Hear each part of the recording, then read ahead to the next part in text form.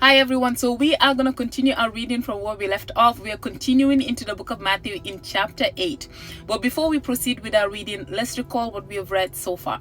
So in the book of Matthew, we learned in chapter 1 the genealogy of Jesus, and then we proceeded to give us insights into Jesus' conception and birth. We later learned in chapter 3 about the wise men who came from the eastern lands and were guided by a bright star to the place where Jesus was. The king at the time, named Herod, learned about this and wanted Jesus dead. Joseph took his family, Mary and Jesus, and escaped to Egypt. But when Herod died, they moved back to Israel and settled in a small town called Nazareth.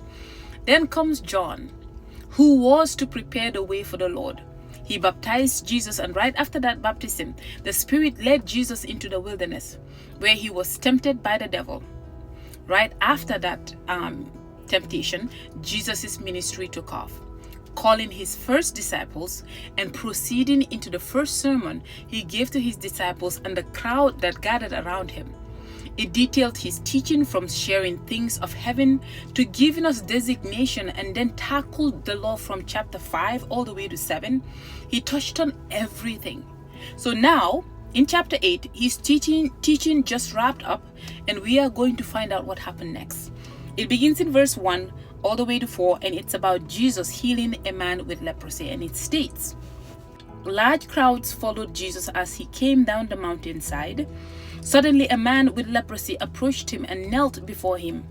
'Lord,' the man said, 'if you are willing, you can heal me and make me clean.' Jesus reached out and touched him. 'I am willing,' he said, 'be healed.' And instantly the leprosy disappeared. Then Jesus said to him, 'Don't tell anyone about this. Instead, go to the priest and let him examine you.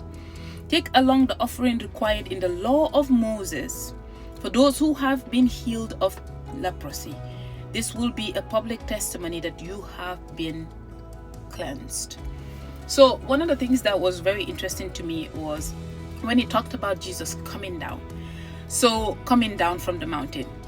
If the Lord descended among us today, what will he find us doing? What will he find you doing? I just wanted to pose that question there. In this case, a man who suffered for far too long rested his entire fate in this moment because there might not have been another time like this for him. So he asked, and the answer was immediate. There was a symbolic moment here too as well. In the book of Exodus, in the Old Testament, when Moses received and delivered the law on the mountain, on this very mountain, Jesus fulfilled the law and gave them a new covenant. I think it was quite striking. So now that he is done with his teaching, he is demonstrating power. A leper who is deemed and cast as spiritually unclean, just a little bit more context here. A person with leprosy cannot go to the temple to worship. He is basically isolated and no one wants to be close to them or touch them, or the person that touches them becomes unclean. And it's a whole ritual rites. So Jesus' purity cleanses the man with the leprosy. The leper kneels fully knowing that Jesus can heal him. He didn't question, he knew. His faith was fully dependent on Jesus healing him and setting him free. And I wonder where he heard the teaching, or was he privy to Jesus' first healing in Matthew chapter 4, where Jesus healed all manner of diseases? He demonstrates his authority over sickness here, as the crowd has expressed in the last verse in Matthew chapter 7. He taught with authority.